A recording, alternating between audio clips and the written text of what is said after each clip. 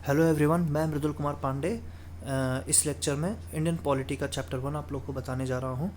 History of constitution हम लोग पढ़ते हैं। हिस्ट्री ऑफ कॉन्स्टिट्यूशन, इसमें हिस्ट्री ऑफ कॉन्स्टिट्यूशन क्या है और ये क्यों ज़रूरी है। पॉलिटी पढ़ने के लिए हमारे संविधान का निर्माण सिर्फ 2 साल 11 महीने 18 दिन में हम सोचते हैं कि लिखा गया, लेकिन वो 2 साल 11 महीने 18 दिन में संविधान सिर्फ लिखा गया है। इसको डेवलप हुआ है ओवर, ये हमारा संविधान जो है डेवलप हुआ over a period of time, और वो पीरियड रहा है 1773 1773 से 1935 तक। और कुछ अधिनियम आए, उन अधिनियमों के आधार पे उनको नींव बना के हमारा संविधान बना बाद में। ठीक है, अब इसको समझने के लिए पहले हम स्टेट का डेफिनेशन समझ लेते हैं। एक बेसिक अंडरस्टैंडिंग स्टेट की हमारे पास होती है। स्टेट क्या है? Anything that have area, population, sovereignty, government and is called state. कोई भी ऐसी चीज़ जिसके पास एरिया हो, पॉपुलेशन हो, आबादी हो, सोवेरेनिटी हो मतलब संप्रभुता हो। संप्रभुता मतलब डिसीजन मेकिंग कैपेसिटी, डिसीजन लेने की क्षमता हो, जिसकी सरकार हो, उसको हम स्टेट बोलेंगे। ठीक है, अब देखते हैं टाइप्स ऑफ कॉन्स्टिट्यूशन। कितने तरह के कॉन्स्टिट्यूशन होते हैं भाई। अब on the nature of document, by the nature of document we have 2 types of constitution, written and unwritten. अगर नेचर के आधार पे हम विभाजित करते हैं कॉन्स्टिट्यूशन को, तो ये 2 तरह के हैं।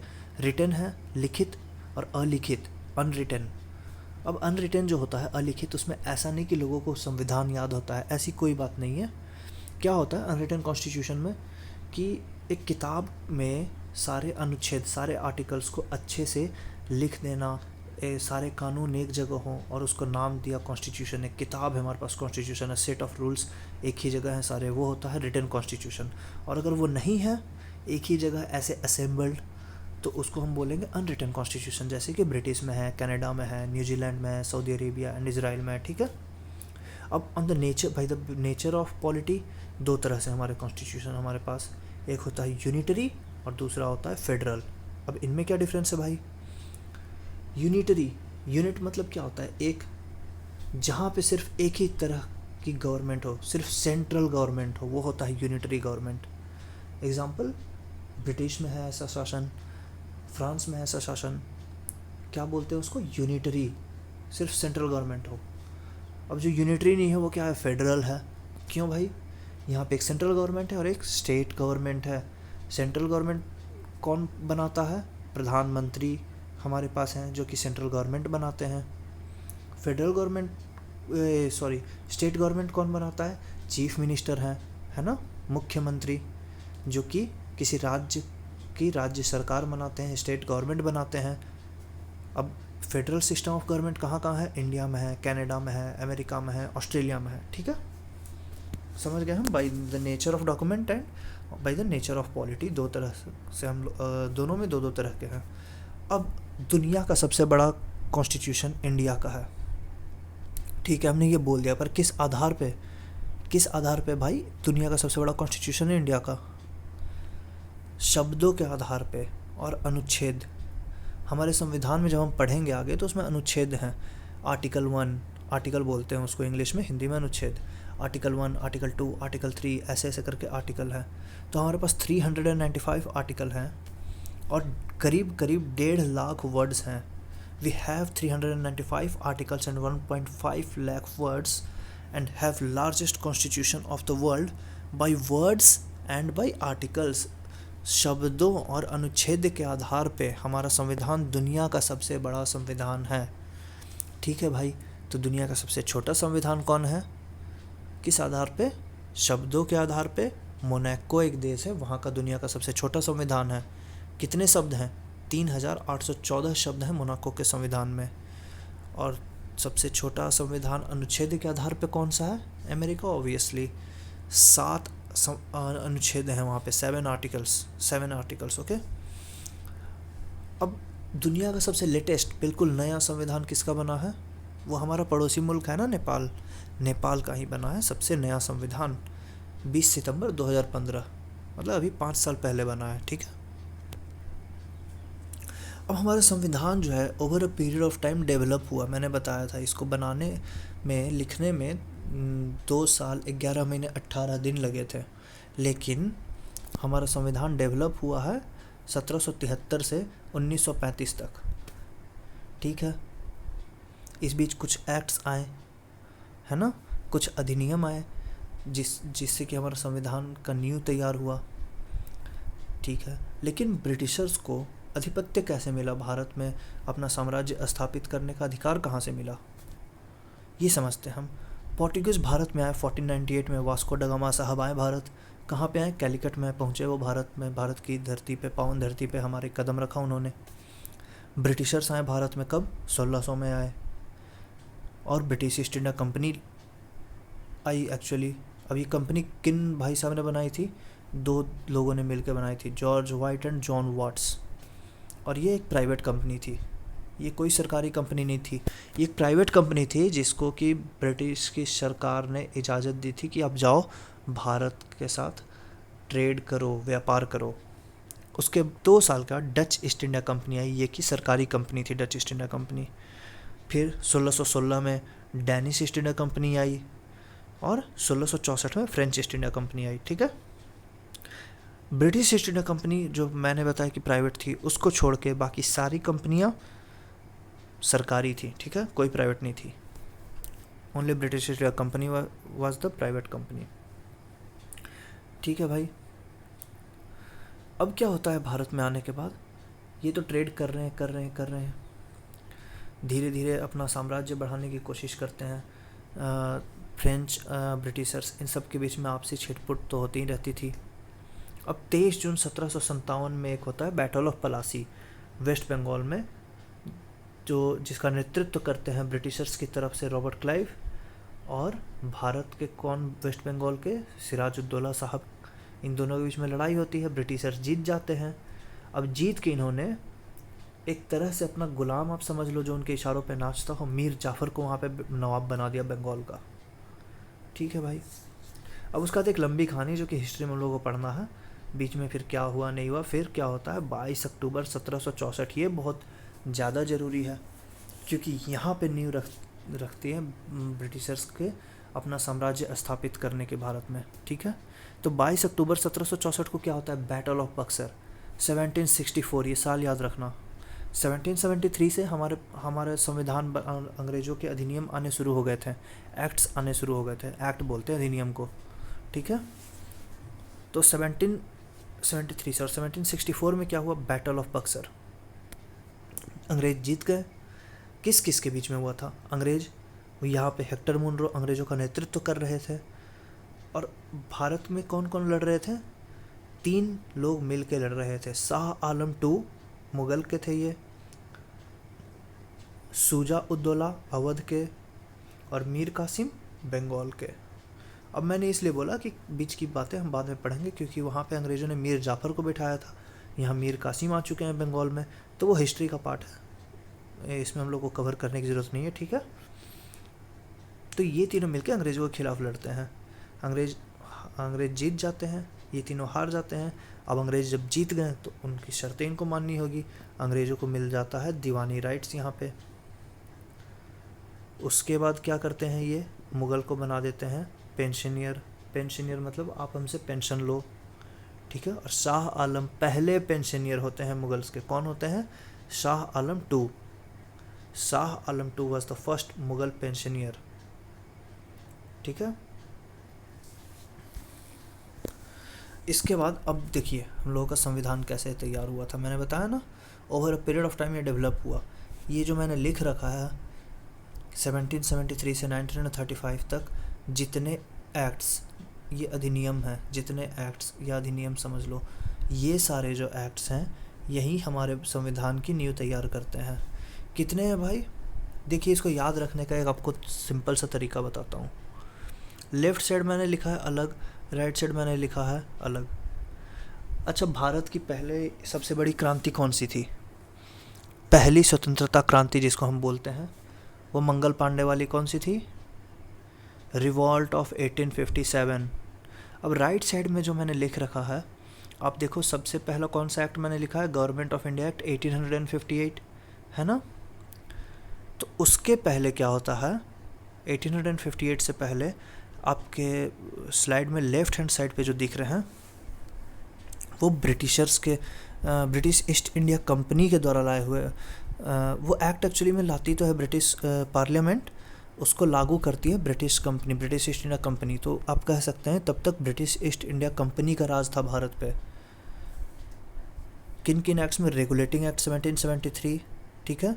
अब बीच के आप 3 एक्ट्स को छोड़ो, 20 साल बाद सीधे देखो, फर्स्ट है रेगुलेटिंग एक्ट 1773, उसका के 3 एक्ट्स को आप स्किप करो। उसका देखो 20 साल के बाद एक एक्ट आया है 1793, उसके 20 साल के बाद दूसरा चार्टर एक्ट आया है 1813, उसके 20 साल के बाद फिर एक चार्टर एक्ट आया है 1833, और उसके 20 साल के बाद एक और चार्टर एक्ट आया है 1853, ठीक है। तो हम देख रहे हैं यहाँ पे 4 चार्टर एक्ट आए हैं और पहला एक रेगुलेटिंग एक्ट आया है, और इन सब के बीच में कितना कितना गैप है भाई? 20 साल का। तो ये तो आप भूलेंगे नहीं, बस आपको याद रखना है पहला जो रेगुलेटिंग एक्ट आया था वो कब आया था? 1773 में, ठीक है। ओके ओके, अब हम आगे बढ़ते हैं। ये इसको याद रखने का तरीका था। अब हम आगे बढ़ते हैं। अब देखिए, ये मैंने यहाँ तक हमने गवर्नमेंट ऑफ इंडिया एक्ट तक हमारा कॉन्स्टिट्यूशन जो डेवलप होना था हो गया। अब इसके बाद भी कुछ कुछ आए थे, ऑगस्ट तोफर जैसे 1940 में, क्रिप्स मिशन 1942 में, वेवल्स प्लान 1945 में, कैबिनेट्स मिशन 1946 में, माउंटबेटन प्लान 1947 में, ठीक है। तो उसका हम सीधे पहुंचते हैं रेगुलेटिंग एक्ट 1773 में। पहला जो हमारा एक्ट हुआ था, देखिए 1764 में कौन सा बैटल अंग्रेज़ों ने जीता था? आप देखो पीछे मैंने लिख रखा है कौन सा बैटल जीता है, देखो, देख लिया, बैटल ऑफ बक्सर। तो 1764 में बैटल ऑफ बक्सर अंग्रेज़ जीतते हैं।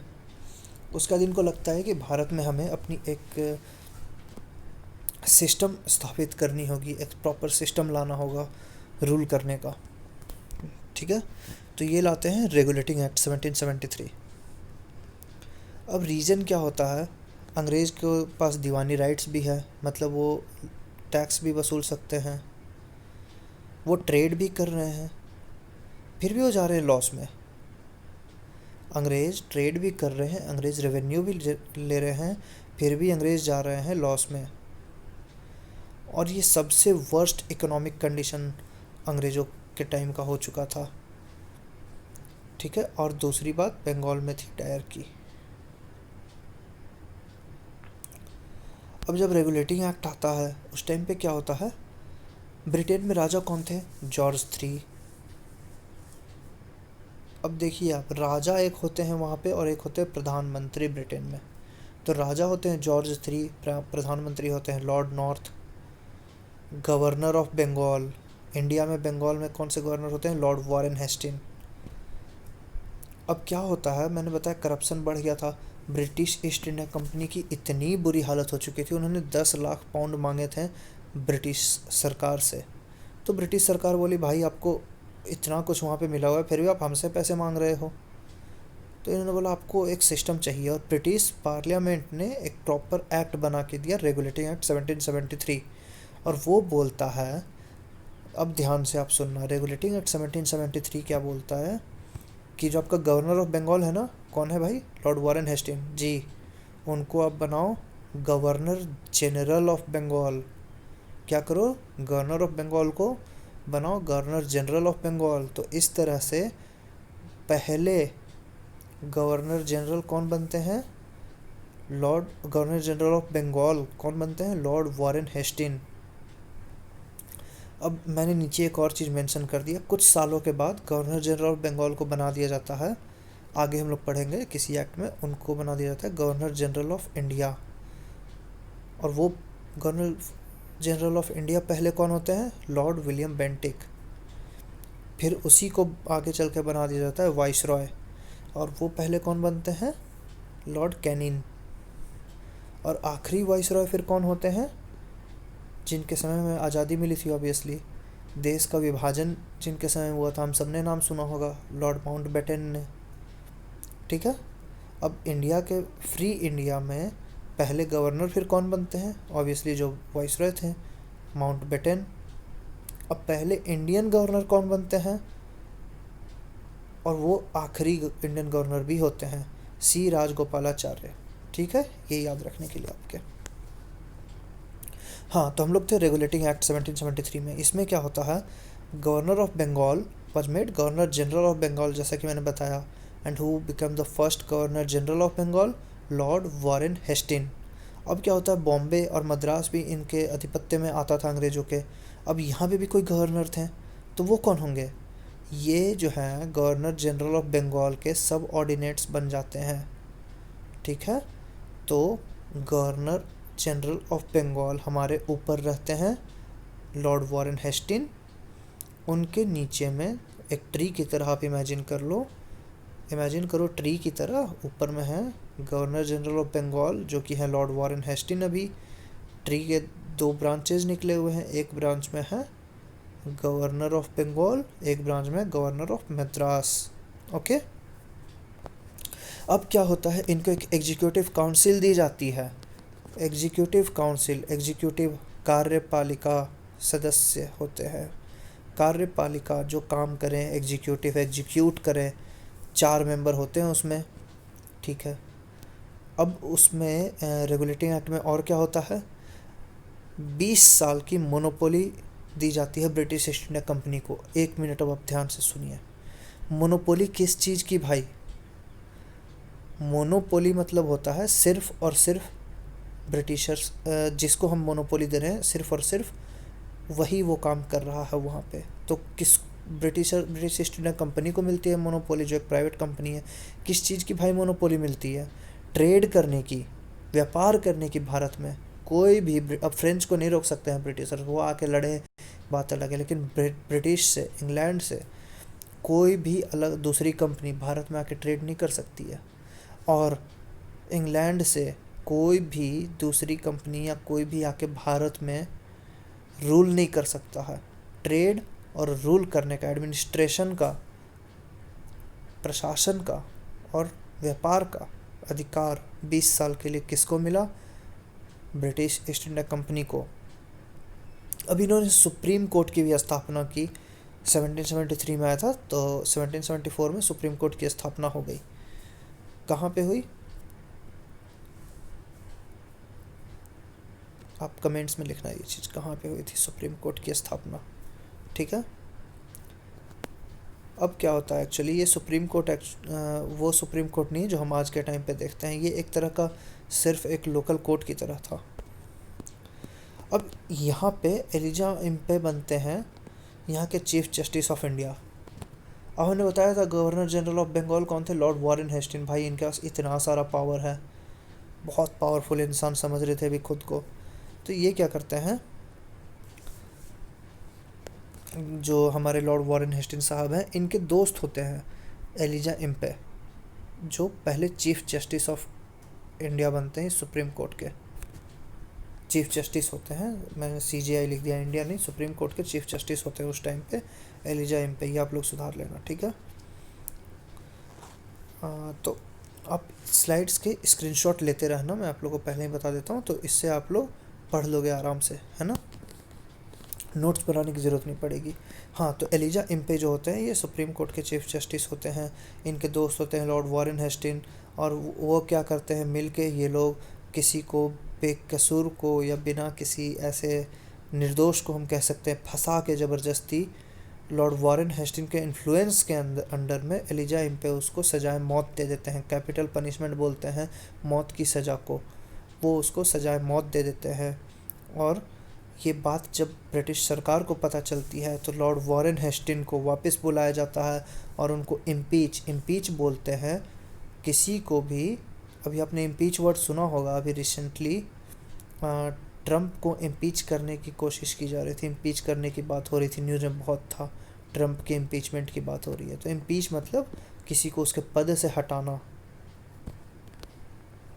तो लॉर्ड वॉरेन हेस्टिन ऐसे अंग्रेज़ थे जिनको गवर्नर जनरल ऑफ बंगाल थे पहले, और उनको वापस बुला के इम्पीचमेंट चलाया गया उनके अगेंस्ट, ठीक है। अब मैंने बताया करप्शन था। अब करप्शन कैसा था भाई, ये लोग पर्सनल ट्रेड करने लगे थे, जितने ऑफिसर थे उस पर रोक लगी, नो पर्सनल ट्रेड और गिफ्ट्स टू एम्प्लॉय अलाउड।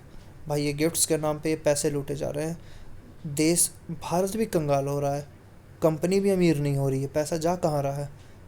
जो बीच में लोग थे करप्शन, वहाँ अमीर हो रहे थे, ठीक है। अब इसका एक्ट ऑफ सेटलमेंट आता है 1781 में। ये उतना इम्पोर्टेंट होता नहीं है, लेकिन बेसिकली इसमें क्या हो जाता है कि गवर्नर जनरल और जो सर्वेंट होते हैं इनको ज्यूरिडिक्शन ऑफ सुप्रीम कोर्ट से हटा दिया जाता है, और रेवेन्यू रिलेटेड मैटर को भी सुप्रीम कोर्ट से, एससी मतलब सुप्रीम कोर्ट से हटा दिया जाता है। अब एससी मैंने आपको बताया ये लोकल एक तरह का कोर्ट था, उसको सुप्रीम कोर्ट बस नाम दिया हुआ था। अब 1784 में आता है पिट्स इंडिया एक्ट, ये मैं आप लोग को नेक्स्ट स्लाइड में बताऊंगा, नेक्स्ट वीडियो में, सॉरी, ठीक है। और आप लोग इसको मेरे पेज को सब्सक्राइब कर ले, सो दैट आप लोगों को भी मिलती रहे सारे टॉपिक्स। और ये जो पहला चैप्टर है मैं बता रहा हूँ, ये काफ़ी इम्पोर्टेंट चैप्टर है, इससे बहुत सारे एमसीक्यू में क्वेश्चंस आते हैं, और मैंने जितने पॉइंट्स बनाए इसको आप ध्यान से पढ़ लें, रिवाइज कर लें, ओके। मिलते हैं नेक्स्ट लेक्चर में।